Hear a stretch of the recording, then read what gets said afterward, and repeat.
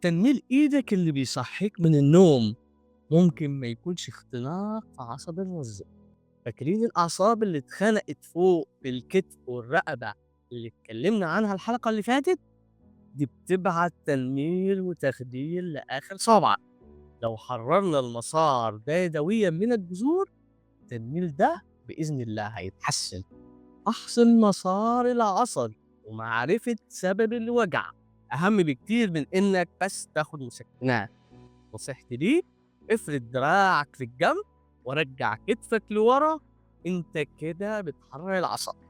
طب لو التنميل ده طلع لفوق وبقى صداع، ايوه، الرقبه بتعمل صداع محير. استنوني في الحلقه الجايه وسر الصداع. طب الاستيوباسي اصل الوجع وفصل الحكايه.